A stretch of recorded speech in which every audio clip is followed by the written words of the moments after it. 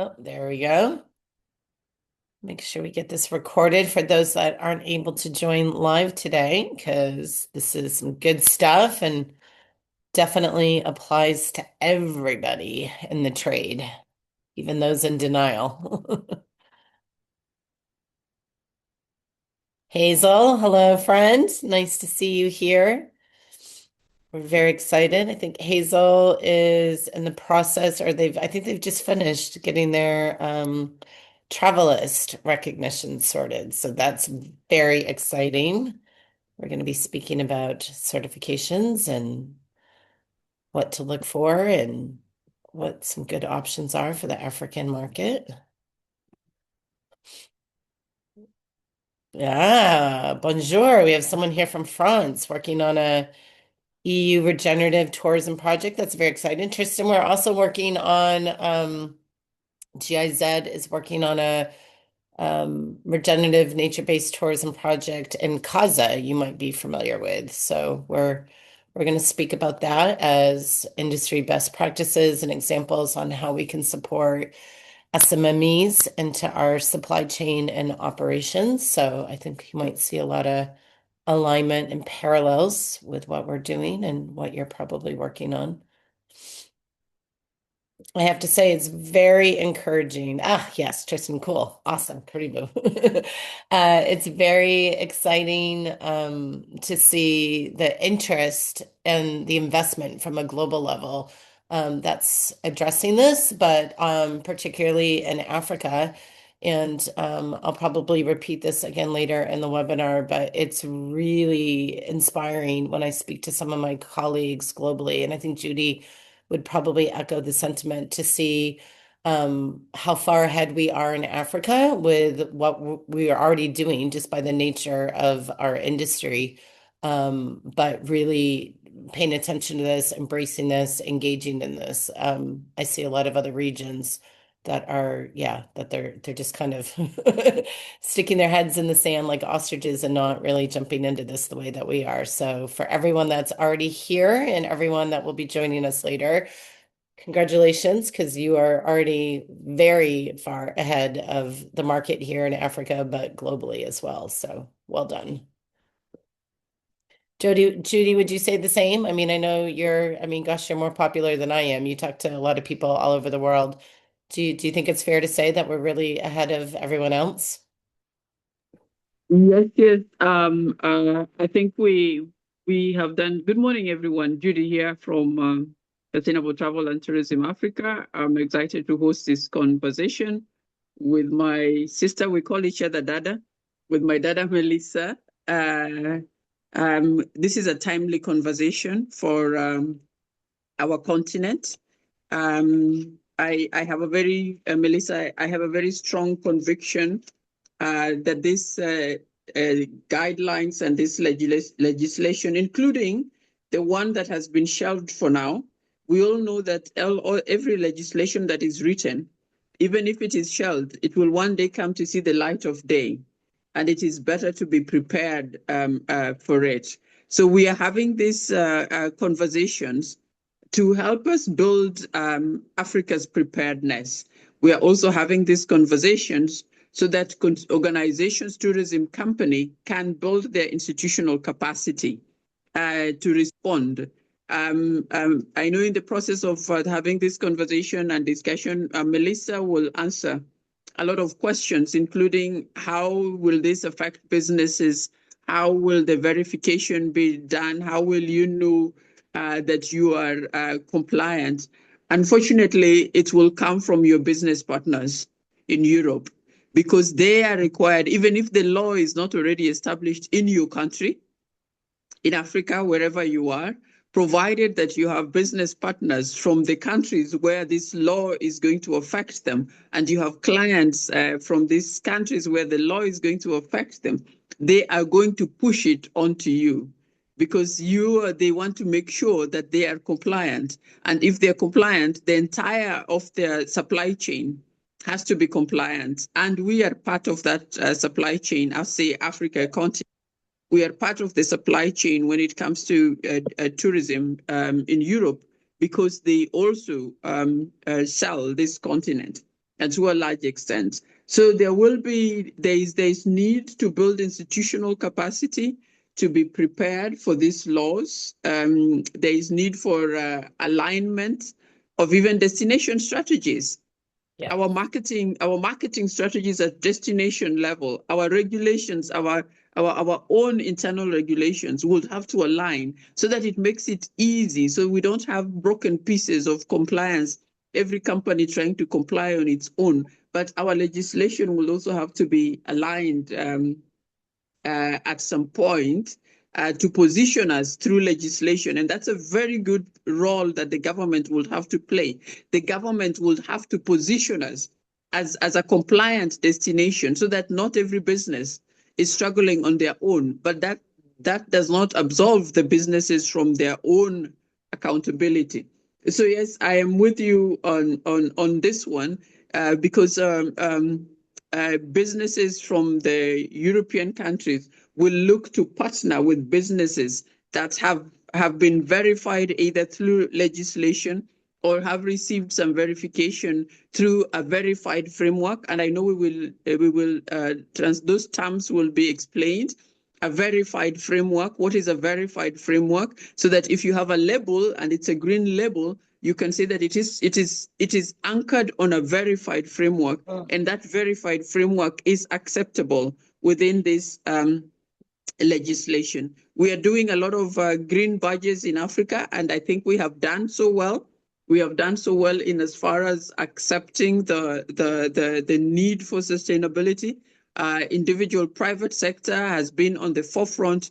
Individual companies and organizations are doing exceptionally well. But as we will see, I'm not preempting the discussion that is being led by Melissa. You will see that the places where we have the biggest gap is in the being able to verify our claims.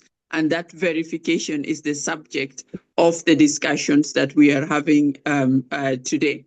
I can see that as many are beginning to join, and because we have already started talking, and Melissa has already opened these conversations, I would like to formally bring to you this webinar, confirm that it is, we are now officially opening this discussion so that I can hand over to Melissa to start. But for those who have not met Melissa before, if you are in tourism in Africa, many of us know Melissa.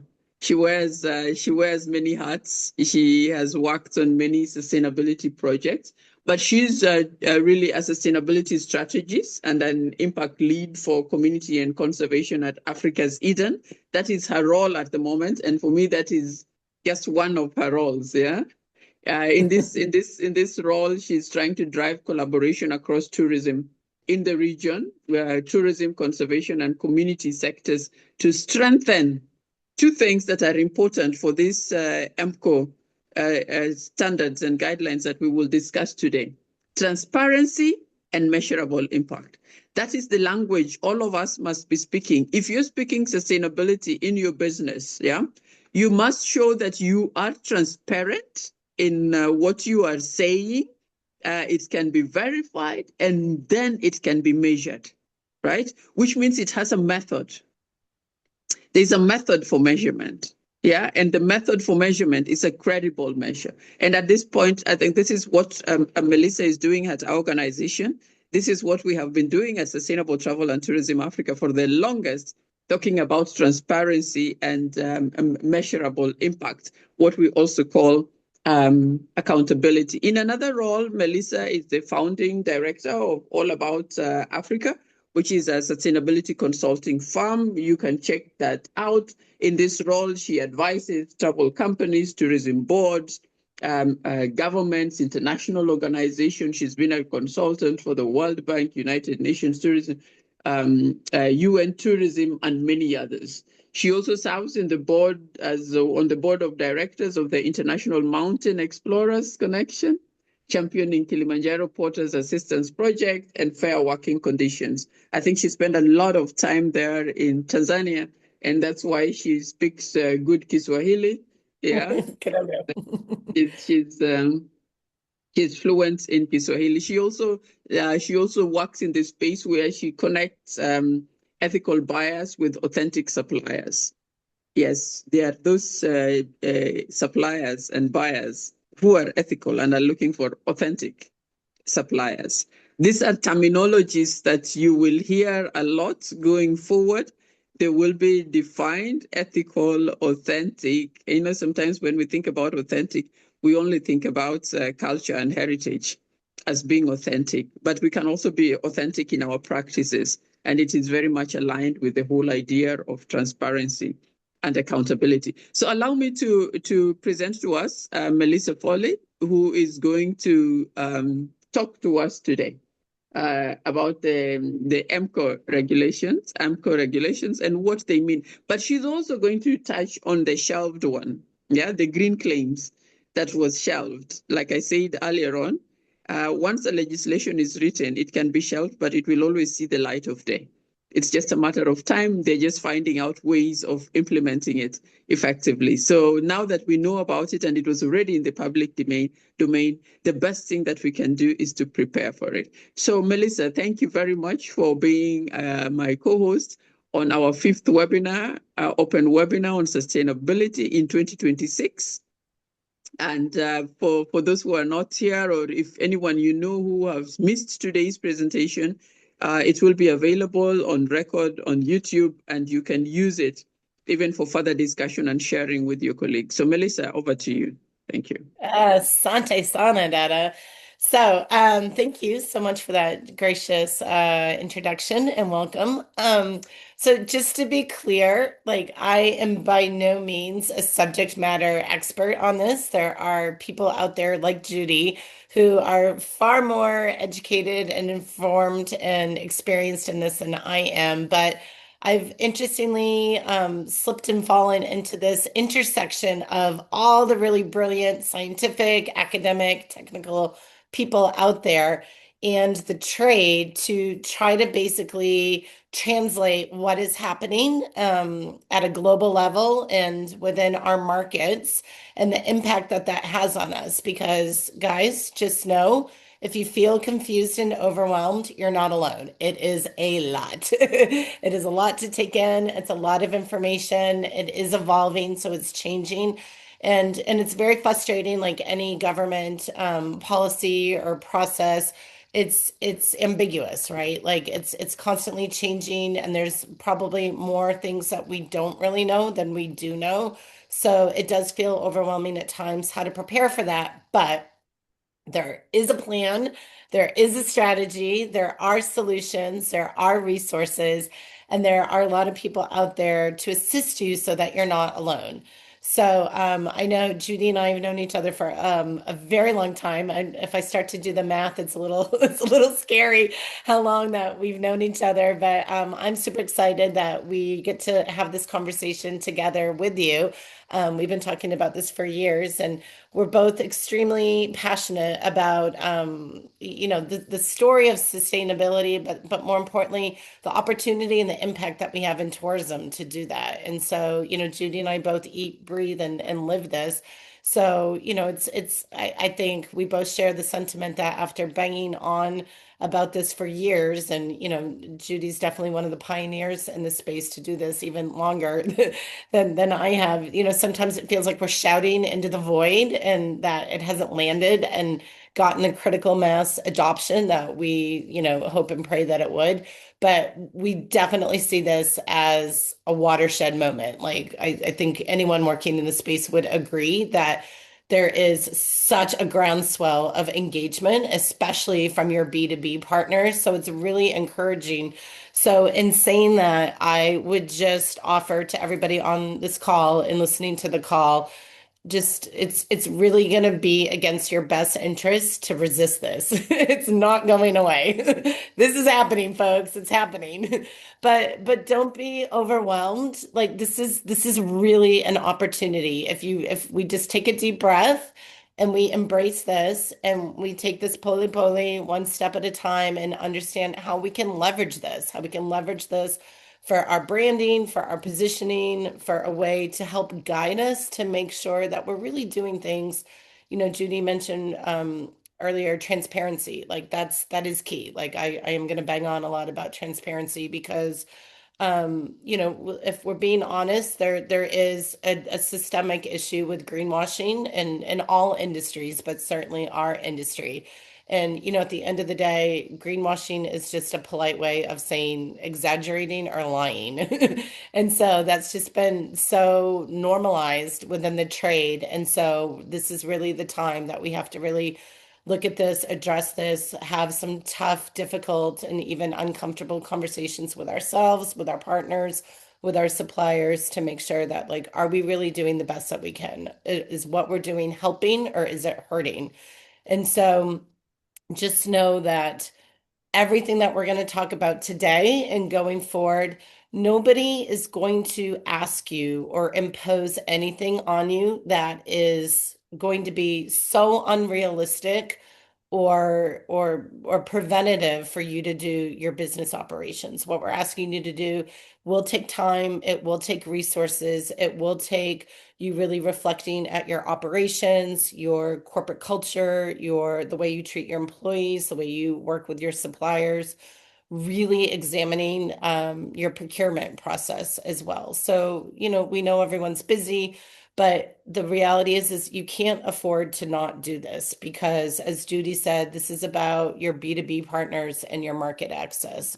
So I have prepared a little bit of a presentation just to use from references that I'm going to share with you now. But as I dive into this, I just want to be really clear on what this is and what this isn't because and I think Judy would agree there's been a big wave of resistance against this and a lot of panic, which there's no need to panic. Yeah, I mean, if you're going to ignore it and in 6 months and a year from now and you've been in denial about this, then I might suggest you might have some reason for panic. But right now everyone's fine. Everyone's mostly at a starting place, a level playing field. But the resistance is coming, and there's a big misconception that this is a push from the global north or a neo-colonial movement of European businesses telling us in Africa how to run and operate our businesses. So let's be clear, that's not what this is. And anyone that knows myself or Judy personally or professionally obviously knows that, like, we certainly wouldn't be endorsing this concept or promoting this concept if that's what it was. So can I please just ask everyone to just release that notion in your mind if that's what you're hanging on to, because it's not. It really genuinely is an incredible opportunity for your business to position themselves with a competitive advantage and a USP. And so I think we're all, operating in very saturated destinations and marketplace, and we're all looking to get more market access and more customers. So I would invite everyone to just try to keep an open mind and look at this as not only a marketing opportunity, but an opportunity to really increase the efficiency of your operations and to really examine the way that your business can really have a meaningful, and once again, that fun word, measurable impact in the way that you do businesses, which then translates into a transparent and authentic story. So, with that being said, I am going to just jump into, let's see here if I can just be technically savvy here for you.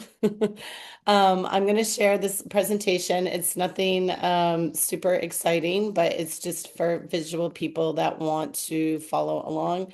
Sorry, I just want to share my screen properly.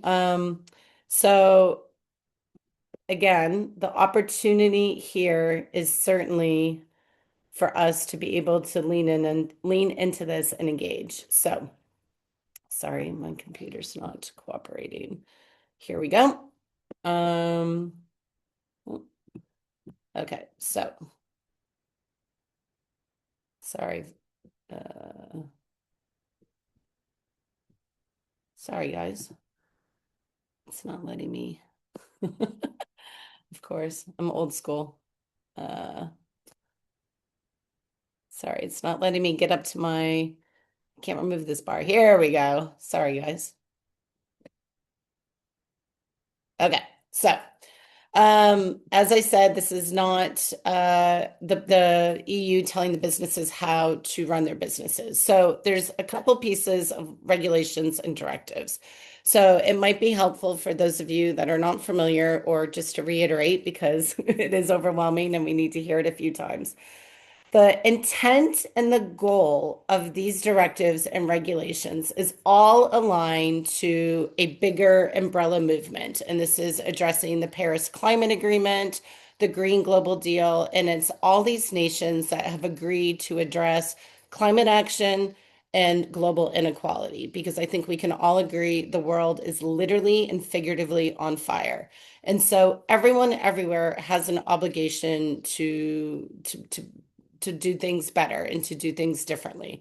So again, going to the question is, what is my business helping or is it hurting? Am I part of the solution? And so we're all very aware that the global south is taking the brunt of the impact from the global north.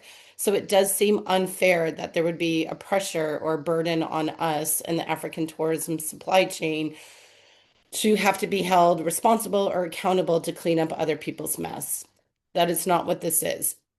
This is the pieces of regulations and directives that we're going to speak to today. The most pressing and urgent one is the empowering consumers for a green transition, because that flows very easily.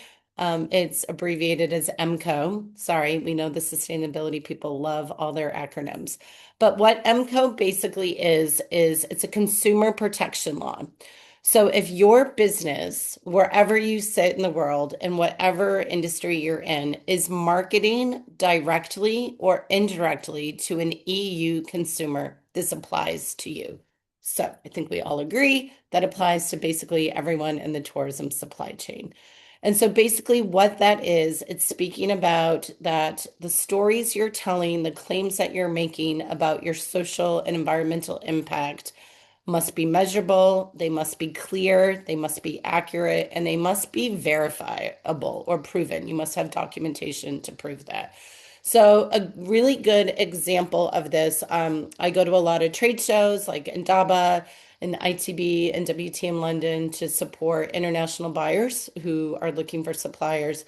And the first thing I do when I sit down and I see the same copy paste slideshow presentation that most exhibitors are giving is they say, oh, we're eco-friendly. Oh, we're socially responsible. Okay, these broad claims, we can't do that anymore. So a takeaway action item that everyone can do is to go back with your teams. Please look at your websites, look at your marketing materials, look at your sales presentations. If you're making these general claims, that's not going to fly anymore. You need to be more clear and more specific. So if you're telling a story, oh, we're socially responsible because we employ people from the local community. Look, if your lodge is in the Masai Mara or the Serengeti, obviously you're employing people from the local community because you're not commuting people in from Dar es Salaam or Nairobi. So you can't be making claims for things that are regulated or legislation like, oh, we eliminate plastic bags in Rwanda or Tanzania or Kenya. Well, obviously, because that's the government law. So you can't claim that. You can't claim your social impact of employing local staff if that's just an obvious part of your business operations. Generic claims like, oh, we support a local school. That happens a lot. That's a very popular one. And when I ask the presenter, okay, great, what school? How are you supporting them? Most of the time, people don't know. You need to be very specific. You need to say, here in Masai Mara, we support a local village school, primary school with 300 children. We pay the salaries of 2 teachers. We subsidize 50% of the students' uniforms. We do this, we do that. You have to be very specific and clear and make sure that you have all of the documentation and verification to back that up, to show receipts, invoices, donations, impact that you're doing along the way.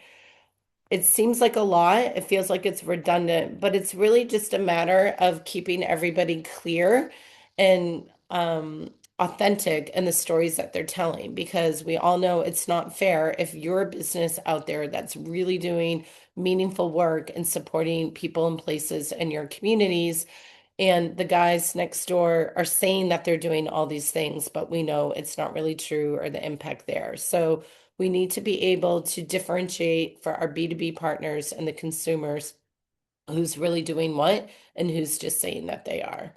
So again, the message is that this is a step-by-step journey.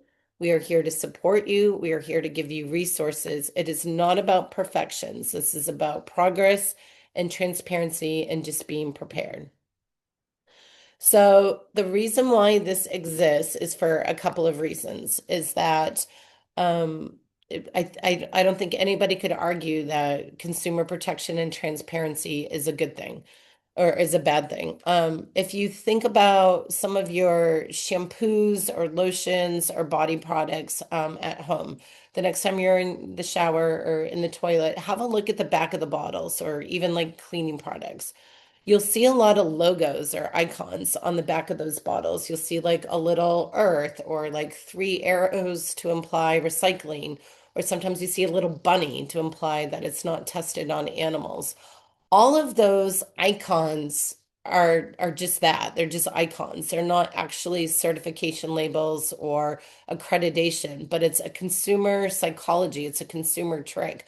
When you see those labels, it's implying something. It's implying that it's recyclable. It's implying that it's earth friendly and that it's not tested on animals. Again, that's not transparent, and that's a big intent of these regulations is to stop the greenwashing, to stop the use of these misleading labels, and to give more supply chain transparency.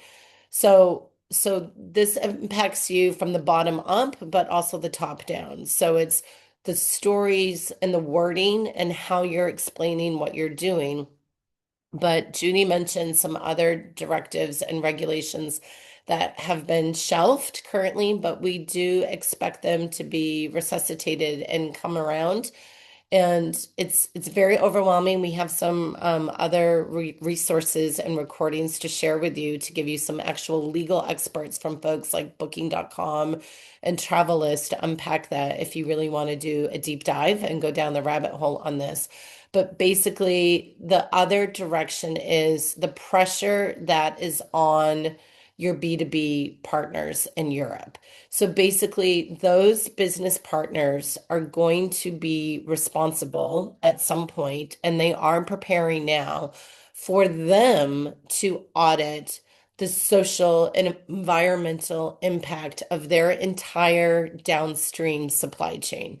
And guys, remember, this is across all industries and verticals. So this isn't just tourism and hospitality. This is fashion, health and beauty, mining, automotive, transportation. This is huge. This is global. This is not going away. And so the EU is the first to actually push this and drive this because it's the EU and they're organized ish and they have the buying strength and size to be able to do this. But these directives and regulations are pending and happening in other countries as well, like Canada, Singapore, Australia, China, even the UK. And a lot of, I know we're all gunning for the US market as a recovering American. I understand from a volume perspective why the Americans are appealing. And while we know currently the political landscape of the US is not aligned with everything that we're talking about now, subject matter experts and legal experts, way smarter than myself and all of us, all are very confident that once the political landscape in the US shifts, that you will see a huge rush to massive regulations and oversight to offset what has happened with the USAID, with the World Health Organization, with the Paris Climate Agreement, that at a minimum, we will see EU level regulations coming out of the US at a national level. So again, this is about being prepared and being market ready for the changes that are coming to us.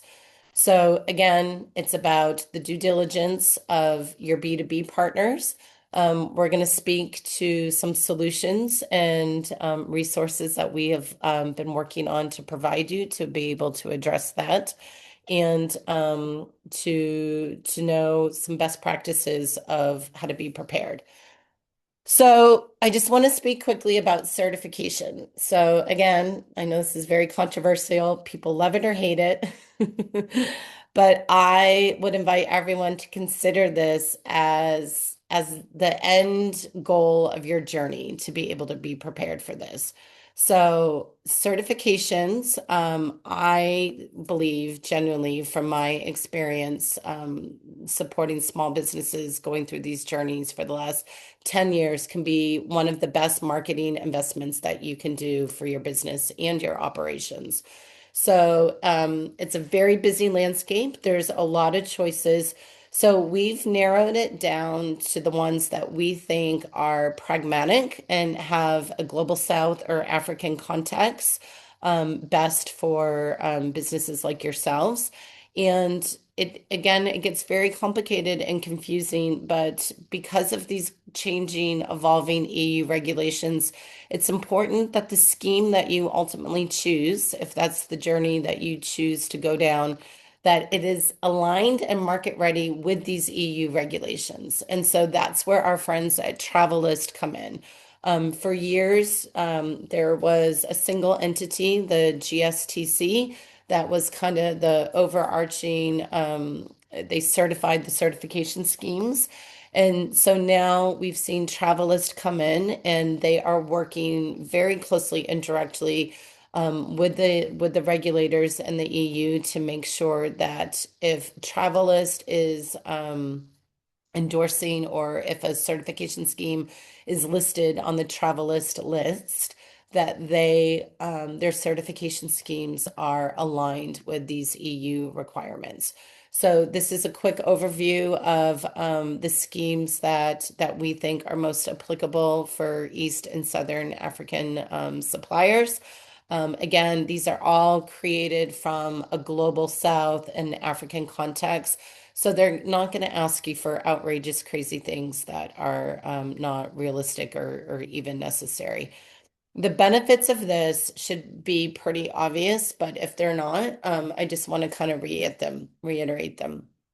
So imagine you are an operator in Germany and let's just pretend you're not even selling global travel. You're only selling Africa. Can you just imagine the volume of suppliers that they are now responsible for auditing and managing the social and environmental impact of? And so it's a very admin, burden heavy process for them. So we're seeing a big wave and a big shift that they're actually pushing that burden on the DMCs. So for any of you on the call today or listening that is a DMC, you've already seen it, you've already felt it. Now your B2B partners are expecting you to audit all of the product excursions and suppliers. It's that this is cumbersome. This is not pragmatic. This is a burden. So what we are trying to do is to create some efficiencies and to streamline this and to make this easier. If you are a business that is engaging or in the process or has been certified with one of these internationally recognized certifications tools, then you are going to stand out from the herd. You are going to be VIP straight to pass go, collect $200, good to go. Your B2B partners are going to appreciate you because they basically don't need to audit you now. All the work has been done. They know that someone else has checked your homework. You have a third-party verification. You have actually done everything that you've said you've done. So you're going to actually go on a VIP list. We're even seeing initiatives and movements with DMCs here in South Africa, which, as we know, is the big hub for a lot of the DMC sellers and buyers, that they are incentivizing their sales consultants that the more certified product that they're including in itinerary, they're giving bonuses and incentive programs to do this. So this is a good motivation to do this. I have been an auditor for Travel Life for tour operators for many years, and the stories that I hear and the best practices that come out of this experience are absolutely extraordinary. I'm not minimizing, none of us are minimizing the time and resource burden process it is to engage in this process. It's a lot of work. No one is denying that. But it is a necessary process and tool for you to really take a tough love, honest look and reflection at your operations, at your supply chain, to see where you're really doing things above market average and efficiently, and where the opportunities and gaps are so that you can do things better. The cost savings and operations efficiencies stories that I hear in these audits are absolutely extraordinary. I recently did one of a business. They had bought out this business 3 or 4 years ago, and their monthly utility billing was averaging around $1,000 a month. And because they didn't really have historical context, they didn't know any better.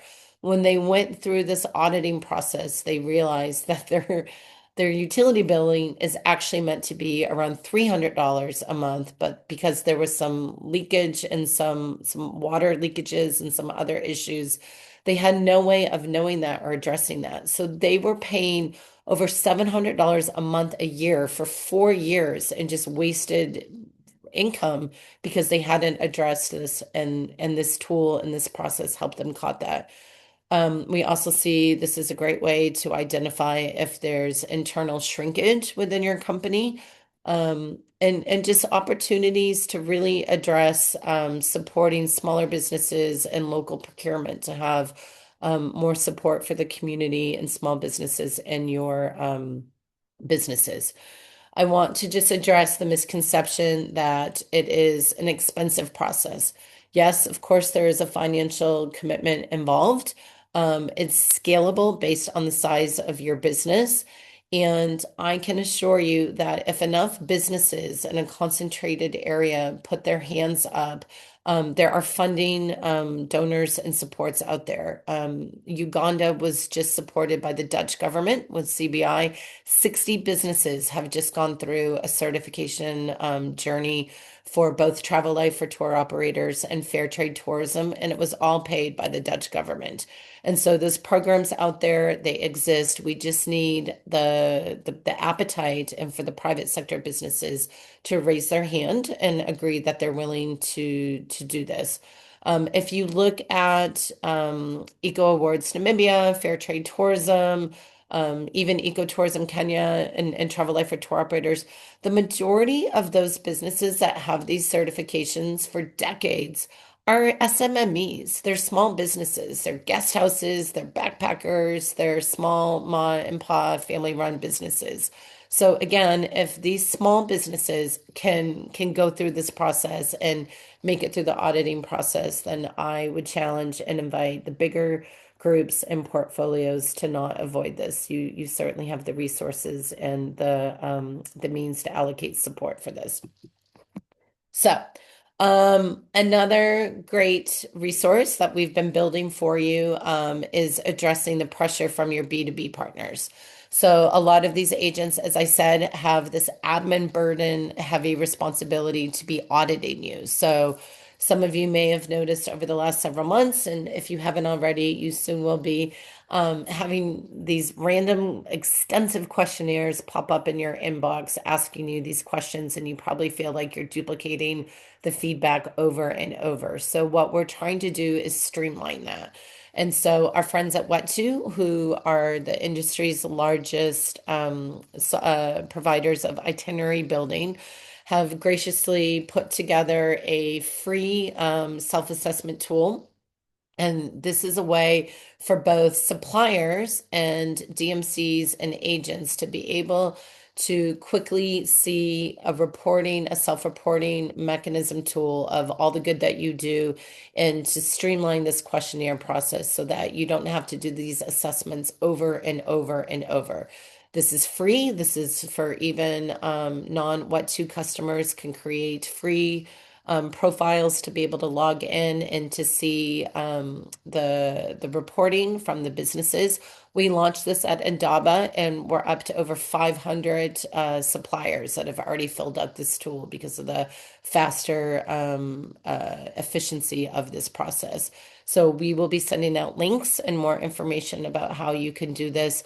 but we're actively encouraging the agents and the DMCs to be able to use this for your reporting mechanism as well. So again, here to support you, here to provide resources, here to make this less overwhelming and less burdensome for you. So, as Judy mentioned, I am proud to be the impact lead at Africa's Eden. For those of you that don't know, Africa's Eden is a private sector association supporting the SADC region of Southern Africa and destinations. We work very closely and have a strong partnership with SATSA, and their members are predominantly South Africa. But although this is a Southern Africa initiative, we very much want to link and bridge the resources with our East African partners and businesses as well to be able to scale this because obviously the DMCs and our B2B partners, if they're selling Southern Africa, they're obviously likely to sell East Africa and vice versa. So, what we have done is to try to streamline the process for you to be able to, again, authentically, transparently measure and document your CSR initiatives, your philanthropic partnerships. And so we've seen over the years that a lot of the DMCs and international agents really want to be able to include support and financial support and awareness, public awareness about the locally run NGOs and MPOs that are operating on the ground. We all know that there's absolutely extraordinary work being done in our backyards to support community and conservation. And so we don't expect anybody to go alone at this to carry that burden to support these organizations. So we want to be able to scale this by creating this open source network of vetted organizations so that they can get more support at local levels, at regional levels, international levels, and as well as your travelers. So this is a really efficient way for the private sector to be able to support people and places and their bed nights and their itineraries, and to be able to do it with, again, documentation and verification. So the way that the program works, it's absolutely free for NGOs and MPOs to be able to sign up. If you are currently working with projects in your business or operations, please encourage them to join and to sign up. They must be legally registered in their home countries as an MPO or NGO. They must have been operating for at least a year. We want to make sure that they're established and that they are consistent for us to endorse them for support. They must have their annual reporting available for public viewing on their websites. They must be able to give receipts for their donations. And then we also interview them and ask them to see how they can have philanthropic partnerships and engage with you as a local tourism business in ways other than just cash donations. Obviously, all these NGOs need cash, but we are hoping that from a CSR perspective, that a lot of businesses will see the gap and the opportunity for them and to develop their corporate culture and lean in a bit deeper. Maybe you can donate some guide time in the low season to go to the schools and to teach flora and fauna or, basic animal viewing lessons or etc. There's so many great examples and best practices out there. And that's also the intent of this program is resources and knowledge sharing, best practices for businesses, whether you're in Uganda or you're in Botswana. We're all having similar challenges and we're all having similar opportunities for us to work together to make sure that we're really supporting people and places. This system allows you to be able to, again, have meaningful, measurable, and documented ways to be giving back to these projects. So now if you build this into your itinerary, you ask your clients, you say, okay, family of four coming from the UK to Kenya. We believe in supporting people and places. Here's a link where you can see 9 different organizations that have been vetted into this network. Take a look at this, pick one that you're aligned to, we'll make the donation. You make the donation, you get the receipt, You send it to the client. You can invite them to match it if they feel motivated or inspired by the work the organization does.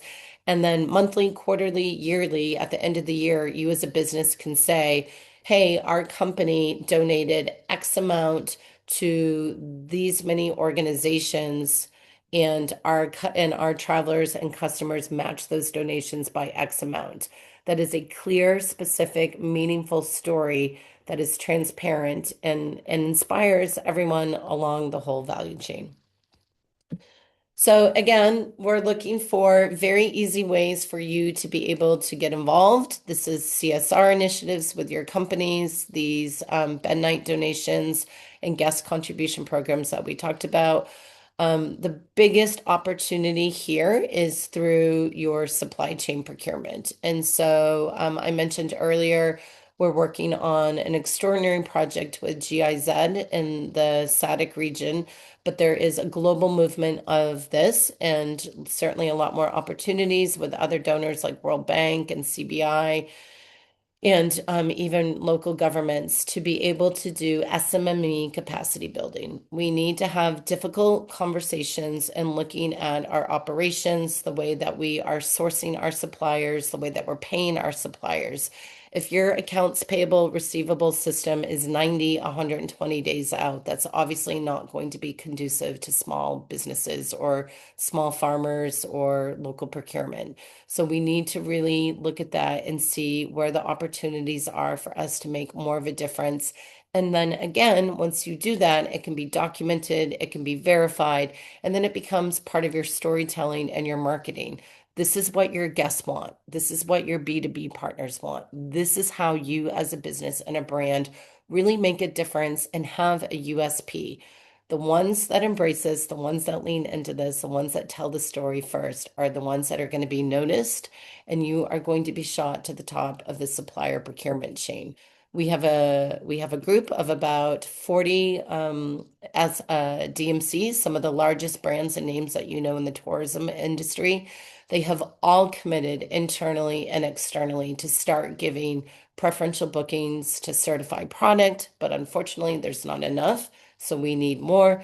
And they are giving and asking hard questions of their suppliers to really scrutinize and examine the impact that you're doing and looking for this documentation. So again, this is an opportunity, not an obstacle, and there are loads of resources out there to support you and guide you. And for those of you that are already doing this is the chance to brag about it.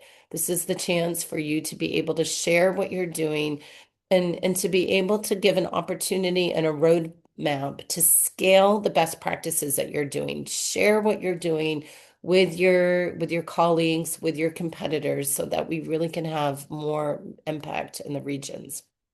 This is just a quick summary of the GIZ program that we mentioned, but again, the opportunity still lies in East Africa as well, as long as the private sector and the public-private collaborations are interested in engaging. So these are obvious low-hanging fruits on opportunities to engage. If you go to the Fair Trade Tourism website or to the Africa's Eden website under sustainability, we have created an absolutely extraordinary resource library of content for you. I mean, I'm talking thousands of policies, videos, tutorials, step-by-step, white papers, case studies, pragmatic examples that any of you can look at and engage. It's all very neatly organized by community, by waste management, by energy consumption, by name it, social, environmental, human rights, employee development, all of it. It's an incredible free open source content library for all of you. And again, we're going to continue to work with partners like STTA and other entities to be able to have these workshops and these webinars to be able to guide you, to give you pragmatic examples. We just really need engagement from the trade to be willing to lean in here and to do this. So again, an opportunity, not an obstacle, and we are here to support you. So again, just a quick summary. Want to give pragmatic examples no matter the size that you are, where you are. this journey starts with the first step. So there are first things that you should and can be doing. So we will send the links for the what to self-assessment. If you are a product or a supplier, we highly encourage you to fill that out sooner than later because, again, the DMCs and the agents are looking and expecting all their suppliers or anyone that wants to be a supplier to do this. Start looking at the things that you are doing and that you claim to be doing. I mentioned before about evaluating your website, your marketing materials, the things that you say that you're doing for your social and environmental impact, put those under a microscope.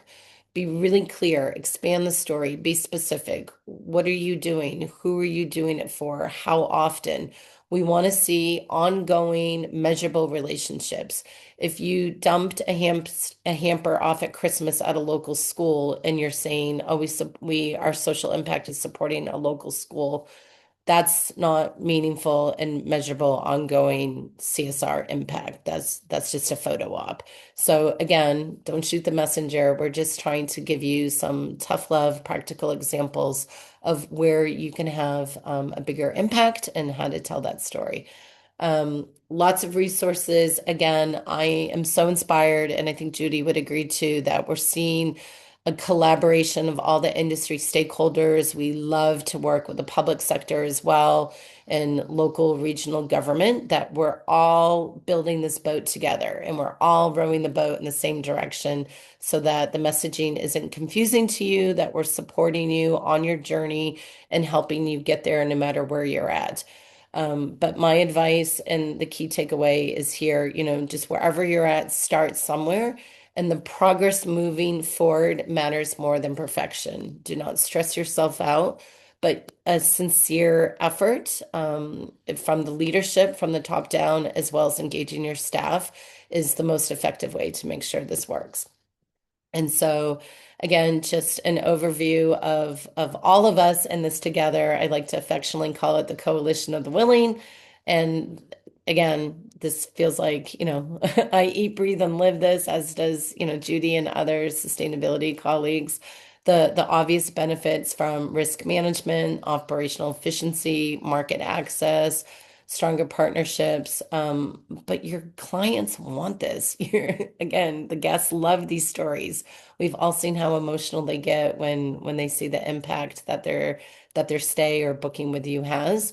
But now this is not optional. Your B2B businesses, if they're not seeing the impact and the progress, they're going to move on to your competition. So we really hope that this inspires you to reevaluate and to do things deeper. We're always here to support you and to give feedback and to connect you with resources and best practices. But we must really lean into this and engage because promise you it's not going away, and capitalism is alive and well, and the free market is definitely going to dictate and reward those that are adhering to this.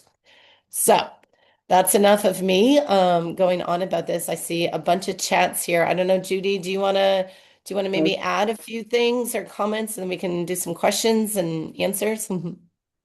Yeah, yes. Thank you so much, Elisa. I'd just like to add what I would call my practical or STTA's checklist on what some of the things that are practical that you can do, start on a roadmap that is working. I know Melissa has mentioned them here and there, but I would just like to make it a little bit more clearer for all of us. And this relates to both, Melissa has spoken to both the EmpCo Directive, which comes into force in 2026, September, right? Yeah, this Yes, correct. directive is Yep. becoming alive in September of 2026. The green claims have been shelved. So already your business partners should find you prepared. When they ask the questions, it should not take you 3 months to provide evidence. So in terms of a roadmap for operators who are here, let's make this practical for us. But I also want to mention that out of these initiatives and the need quick compliance, we have a short training for sustainability leads in organizations so that they can help their companies to comply. So the first thing that you've got to do, if you have a pen and a paper, if you will not find time to join the training, the first thing that you have to do is collect measurable data. You have to start by collecting measurable data. And this doesn't matter. It has to be data on your biodiversity claims, on your community claims, on your energy claims, on your water claims, on your waste claims. Collect measurable data, right? Data that you can verify, a third party can verify, right? Using a system.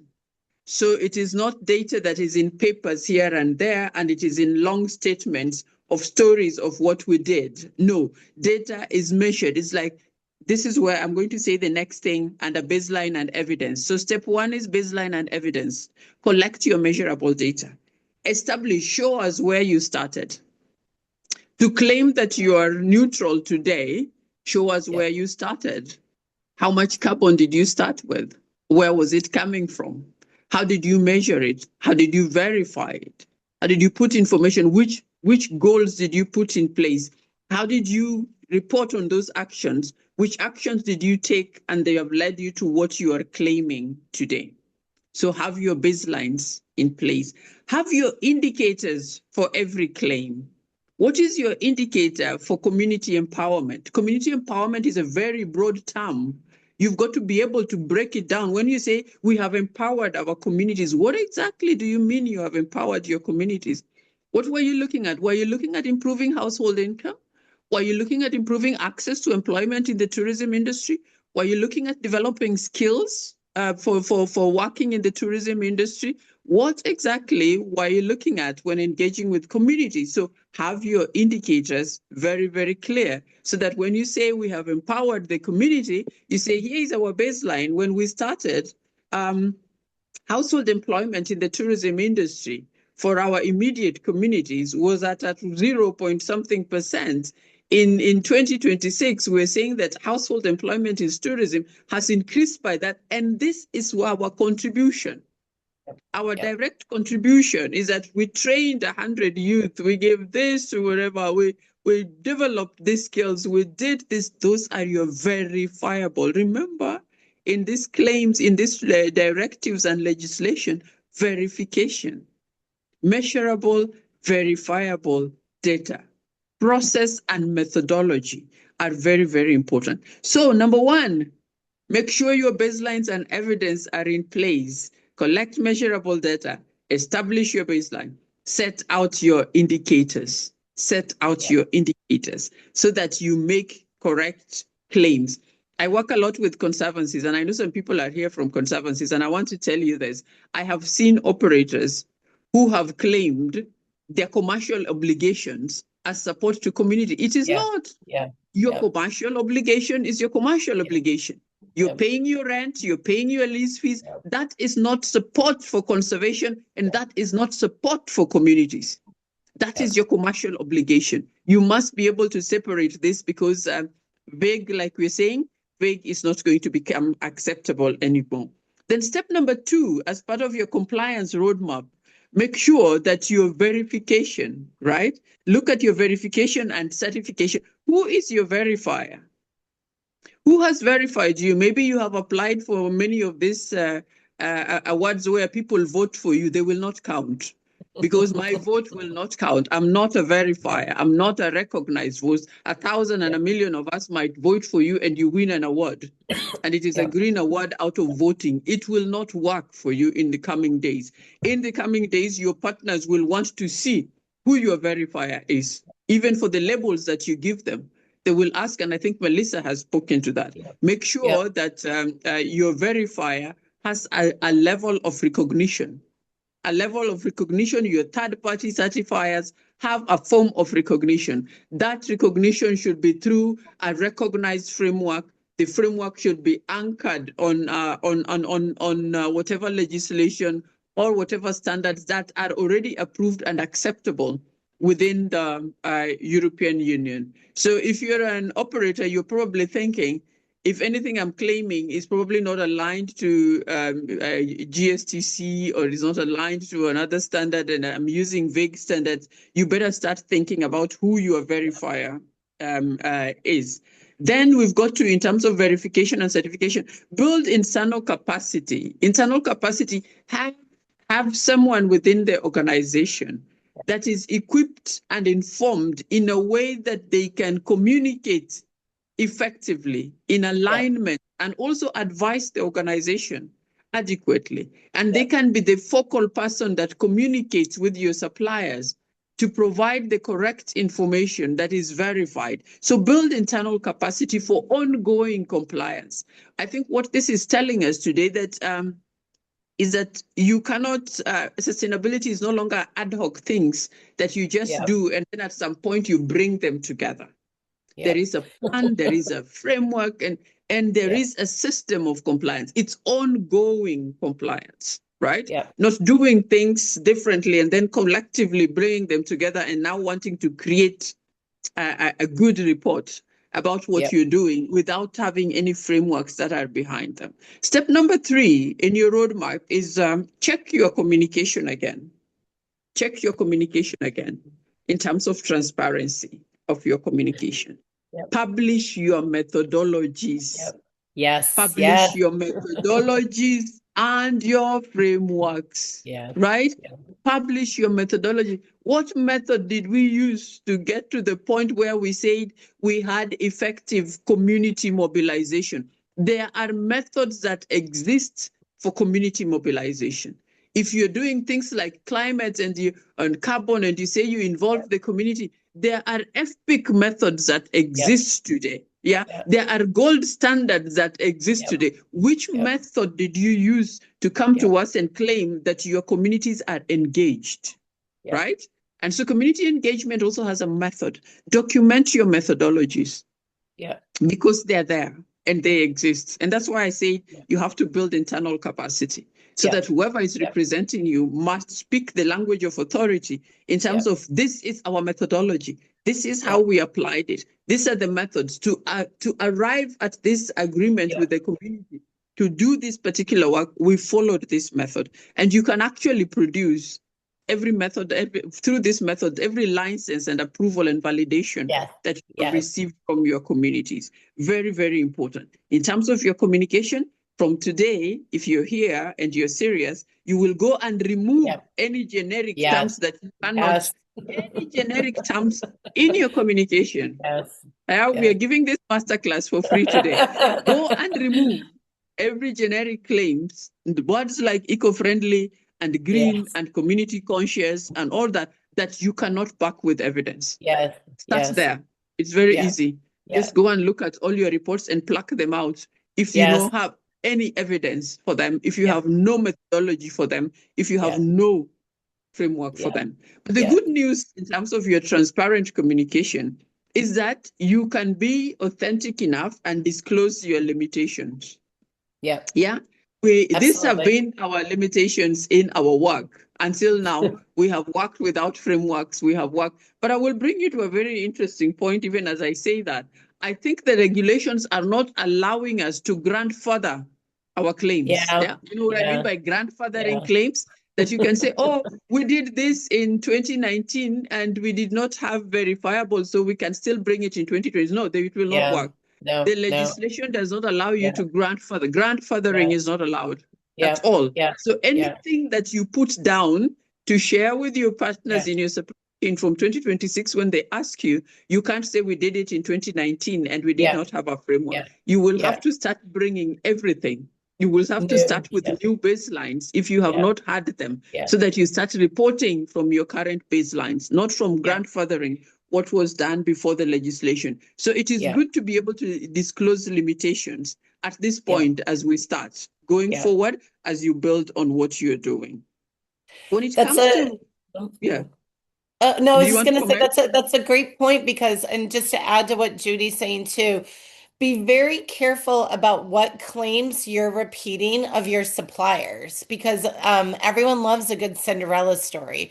So if you're integrating a product or service, or you're giving a donation or support to an organization or a project, and they're making really specific big grand claims, and you're repeating those claims, and you haven't done your due diligence and checked that those claims are verifiable, the biggest risk and liability is going to fall on you as a tourism business to be exposed. So Mm, again, we see some pretty wild stuff out there, and sometimes these sexy marketing stories seem clean about $5 gets you this and gets that. But if there's no methodology, as Judy's saying, behind that, and there's no verification behind that, you really need to do your homework and ask tough questions, look behind the curtain, look under the rug to make sure that those claims can really stand up if you're going to partner with them and repeat them.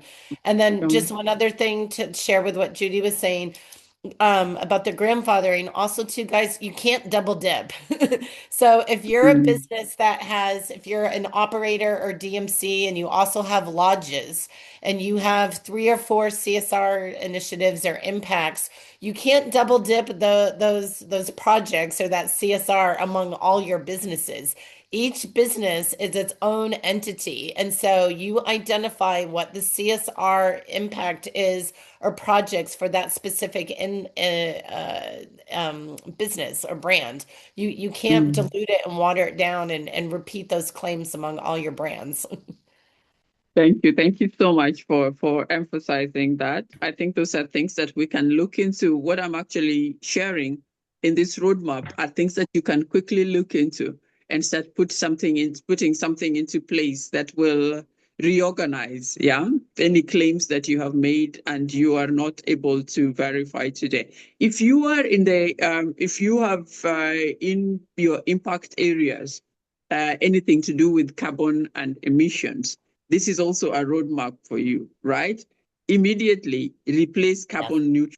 You do not use the term carbon neutral, right? Yeah, you can replace it with words like verified emission reductions. Yeah, like we have verified that we have reduced these emissions to this much. We have verified. And again, that has to happen within a Yes. methodology. You also have to be careful to say which scope, which emissions, you track Yes. the emissions, which Yes. scope are you talking about when you're talking about carbon neutral? Are you trying to tell us that across all the three scopes, you are neutral? But the advice is remove that term Yeah. because it's Agreed. very difficult to verify. Remove carbon neutral unless you have verified emission reductions that you can actually measure and say this one went like this went like that. But I also want to warn us that offsetting is not allowed.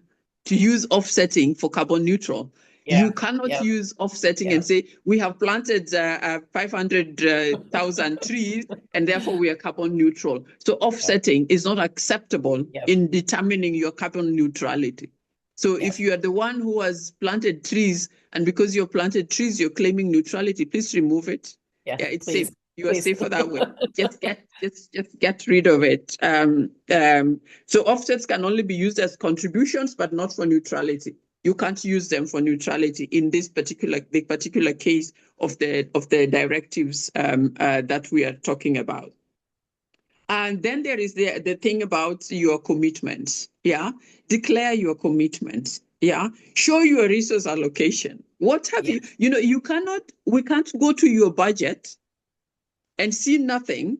They still Yeah. see a budgeted item that talks Yeah. about community, a budget item that talks about carbon, a budgeted item that talks about energy, reduction of use of conventional energy and moving. We can't see it in your budget, but you are reporting it. Where did Yeah. the money come from? Yeah. Where did the money come from? These are the transparency issues that we are Yeah. talking about. Yeah. If it's not in your budget, it means you're raising money from elsewhere to do these things. And you cannot claim that. That is a Yeah. false claim. Yep. That is greenwashing. Yeah. So show your resource allocation, Yep. transparency. Show your resource allocation for the things that you claim and show us your monitoring system, Yes. what resources you put in and what impact came out Yes. of it.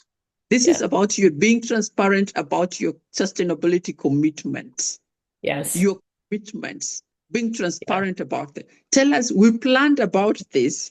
We planned in our program to support empowerment with this amount. It is shown in our budget. Yep. Yep. It is Exactly. clear.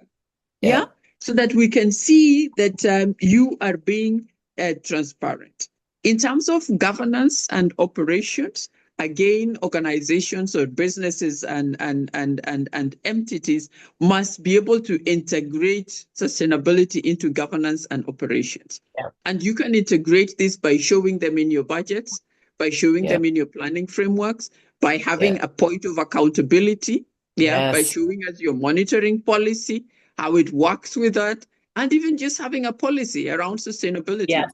Yeah, Yes. Melissa, I am shocked sometimes as a sustainability auditor that I go to places where organizations have applied for awards, and Yeah. I ask the basic question about what does your policy say?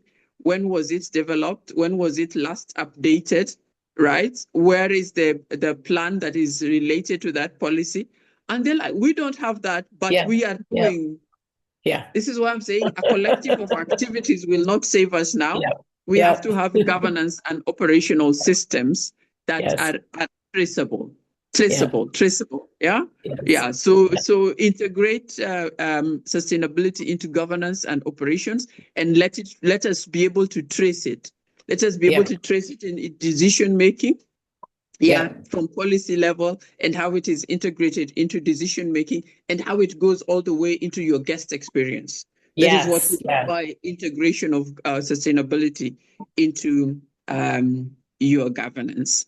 I think this, for me, these were the first quick steps that we have for get going, get started. But you can delve deeper into that. Like I said, we are offering a short virtual course for sustainability leads, uh, on your compliance roadmap. And then after that course, if you want us to sit together with you and go through some verification and help you to tell whether Yeah. this will be documents or evidence that is acceptable, or how you Yeah. need to package it and put it all together. But I also appreciate that there's frameworks that exist today that are acceptable methodologies that can be used. Way to, I think it's a methodology that is accepted. I believe that travel life is recognized in Europe, so it should come as a standard method that is accepted. We have seen tools like Bowtree, right, that are Mm. actually Yeah. promoting transparency. Yeah. We have like the B Labs. They have systems that Yeah. are Yeah. what is important. I'm coming back to this transparency in communication and methodologies, because if you use a good system, it helps you to generate the reports. You're not going to Yes. struggle Yes. to Yeah. generate your Yeah. reports, because when we generate our reports, we are prone to writing things that we can't verify. But Yes. when you Yeah. use a framework, when you use a framework, the framework generates the report, and the report Exactly. is Exactly. verifiable because it is anchored Exactly. on something, and you can share it with your business partners, and they can see where you have come from. Exactly. Other than that, you will be struggling with pieces of papers like Yeah. this, files, right? Agreed. To be And that carries a lot of risk of making claims that cannot be verified, right? could In be terms said. of, Yeah. it might not apply to us, but why it's important for your business partners, why it's important for your supply chain, is that this legislation, I think the directives, I don't know whether the directives come with a penalty, but I know the green claims had a penalty of Yeah. 4% of your Yeah. turnover. Turnover. So who Yep. wants to use, if their supply chain somewhere is broken and they Yep. cannot verify any claims, it is 4% of turnover for misleading claims. Yes. Yes. Yes. For misleading claims. Yeah. Right. That might not affect you, but it might affect your market, Yeah. because then Yeah. you might narrow down the number of businesses that can do business with you because Yeah. of not being compliant. So I I think think what we are that's an seeing, Melissa, important. Yeah, Yeah. that's a What great we're point, saying, Judy, because a lot of businesses say, "Oh, but my agents love my property and the clients love it. They'll never leave me." And then that's the point, right? If there's a financial liability or risk from the B2B partners, you can be very sure they're not going to use you if you're a risk. yes, they will not use you if you're at risk. So I think from the global south, this is tourism operators in the global south. What we are saying, that I think the message that we brought to the table today, and is that we must move from aspirational sustainability. I think for a long time we have done aspirational sustainability. I know I've said this, and sometimes people think that I am being mean. Yes, but I have uh, I have seen aspirational sustainability narratives that could not be verified. And grandfathering has been very common. It's Yep. been very, very, very, very, very common, very common. And Yeah. what we are saying is now we've got to deliver evidence-based Yep. and verified claims for Yep. sustainability. Melissa said it is not overwhelming. It is possible. We just got to embrace it. We just got to be committed to it. We just got Yes. to find a system for it. And then Yeah. we've got to stay on it. And when Yeah. we stay on it and stay together with it, we will get it right. Yeah, it Lisa. is doable. It is doable. Melissa, I don't know whether you want to add on to something else before Yeah, we. I mean, thank you. That wraps it up so nicely. I just think that, that again, people think I don't have time or I can't afford to do this. And again, the message is you can't afford not to. Like this is, I mean, you and I would obviously argue that there's an ethical or a moral obligation here to be doing this, to be protecting people and places and that we're profiting from, right? But putting that aside, from a risk management, from an operational efficiency, and from a market access, like this is just not negotiable. This is actually finally, after decades of you and I begging and pleading on deaf ears, this is actually going to be the shift of how tourism and hospitality will be operating. So I guess the question is, to the industry and to everyone here is, where do you want to be in this race? Where do you want to be in this conversation? I mean, do you want to be viewed as the thought leader that jumped into this and embraced it, or are you going to be a late bloomer or a resistor that just ignores it or thinks it doesn't matter or it's going to go away? Thank you very much for that, Melissa. I don't know whether we have we had received your questions in advance, and Yeah. we tried to make sure that the presentations and what we did today covered most of your questions. Unless somebody has one question, because of time, we're finishing at half 12. If anyone has one burning question and things that we have not covered in the discussions today, we will just allow you to either type it on the chat or mention it, and we can answer it. But Melissa would we will have our email address on the chat, and Melissa will also have her email address on the chat. If anybody wants to continue these conversations and wants to find out further and consult, the emails will be on the chat for one-on-one support to companies and opportunities that are available. But for Awesome. now, yeah. I So think Melissa, Hazel you has a can, question. yes. In the meantime, I don't see any hands up. Is there any hand that is up? Any Hazel. questions? Hazel has a question. Go ahead, Okay. Hazel. Thank you. It's a question for both of you, and I actually just want some advice. And it seems to me that language is becoming quite important when we communicate about sustainability. So I would like to know which would be the best terminology to use. If, say, for instance, Eco Awards Namibia want to promote or showcase some best practices. This is something that would go beyond our criteria. We have been thinking about regenerative tourism, but it seems like it's becoming very broad. So I would like to know, would it be better to call something like that positive impact tourism best practices or best practices in regenerative tourism? What do you think? Judy, you want to go first? Yes, I will go first. I think when it comes to what we are facing now, I'm calling it the era of accountability. And I think there is a race towards 2030 where there's no region that wants to say we did not do the right things or we did not give the right guidelines, so that we come to 2030 and tourism has got no specific data, measurable data.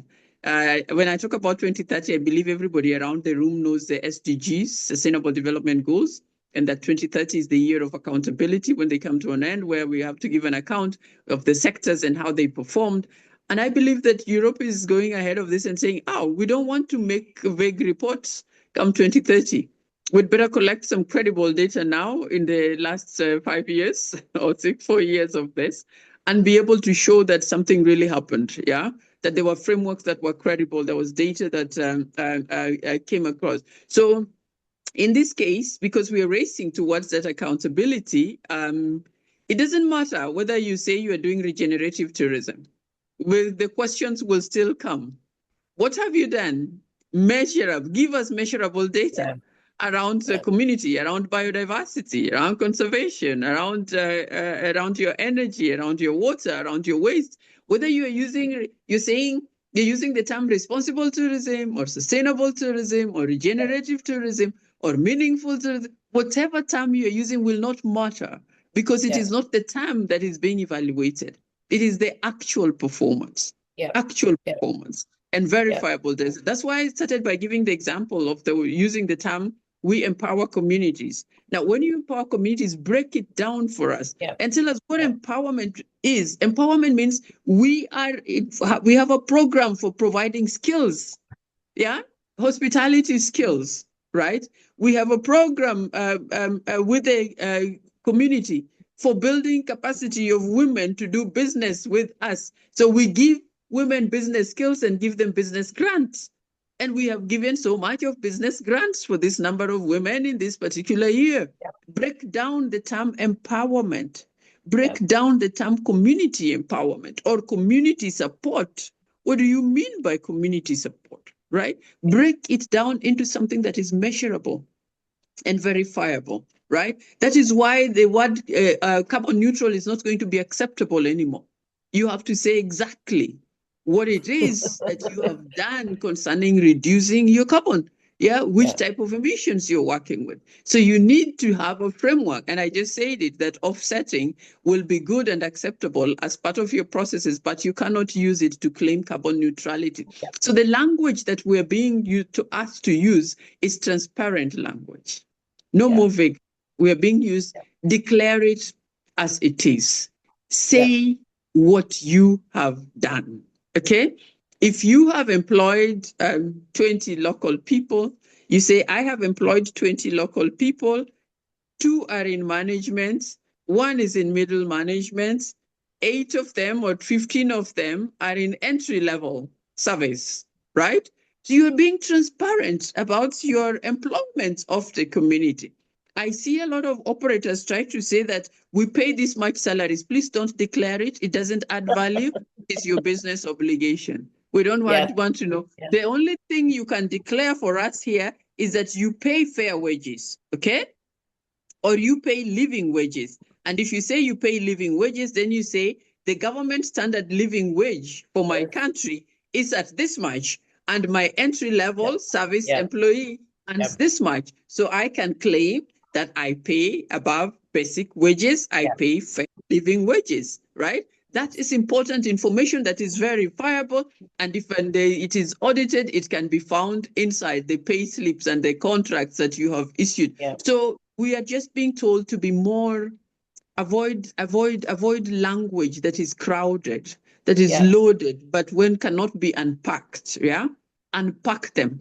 Just go ahead and unpack everything. And like I said, all those terms regenerative are good, but they do not apply when you are making your claims. I echo everything Judy just said, and just to add to that, because people are getting a bit scared about the green hushing and the language.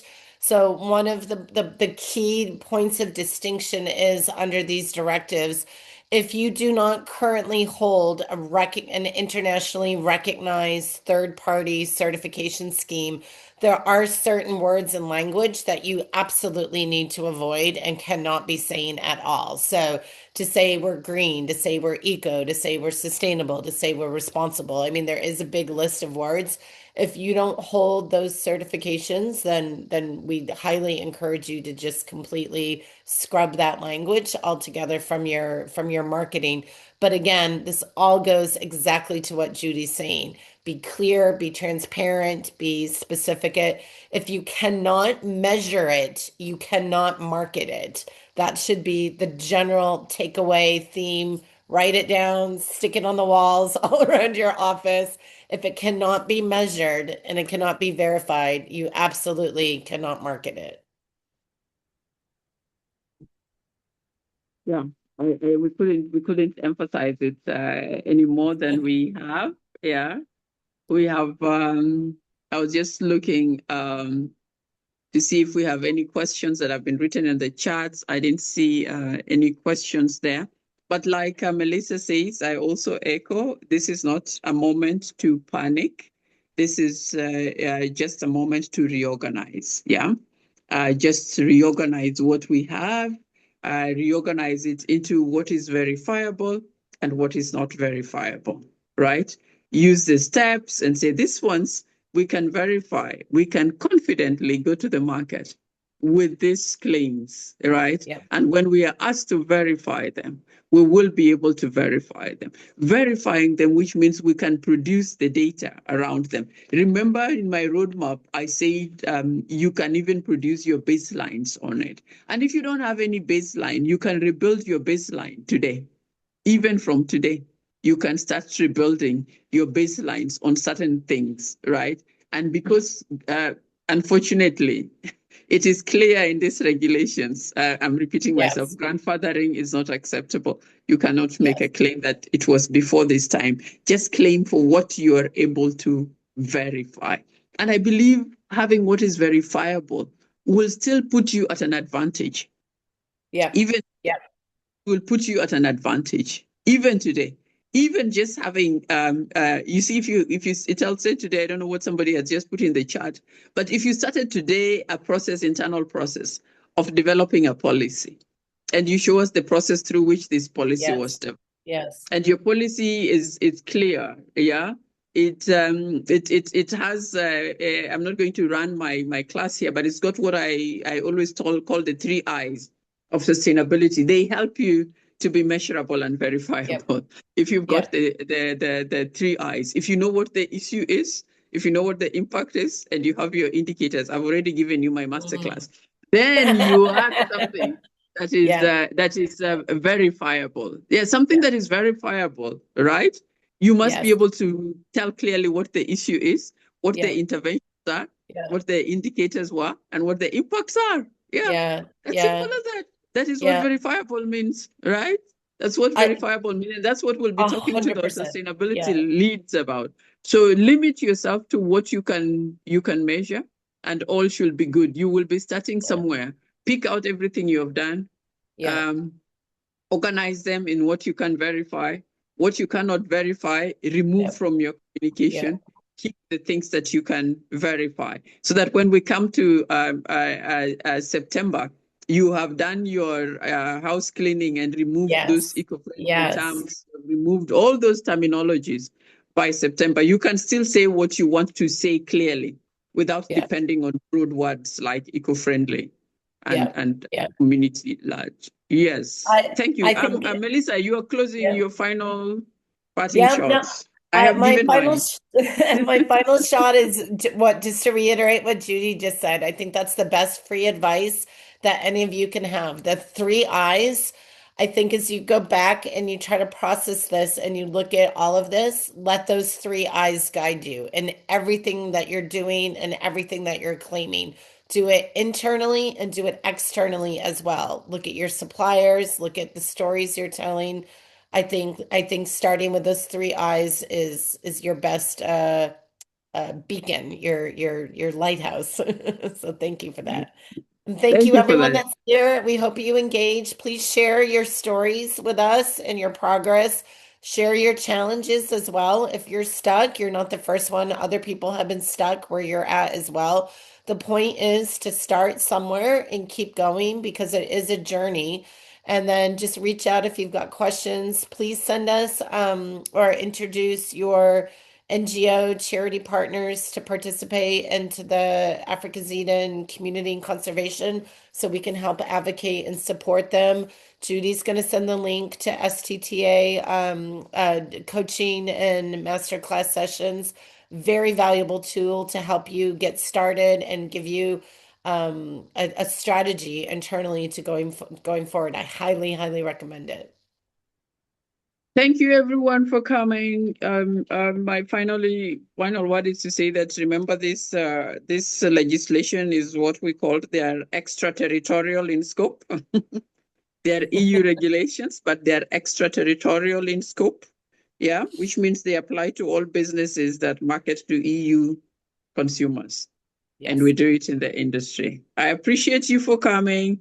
Reach out Thanks, for everybody. more conversations. If there's a public demand, Melissa and I will be back here For to sure. talk to you again as we find out more information. Go and tell others. We'll share the link with everyone who registered. You will receive a copy of this recording. You can share it with your colleagues in the office and any of your business partners that you want to know this, but you can also refer them and we'll be happy to support. Thank you very much for being here. Have a Asante brilliant Sana. afternoon and enjoy the rest of the week. And thank you, Melissa. Yeah. Asante Nice. Dada. Aya. Nice. Bye. Thank you, Dada. See you next time. Thank Bye, everyone. you. Bye. Thank you very much. Bye. Bye.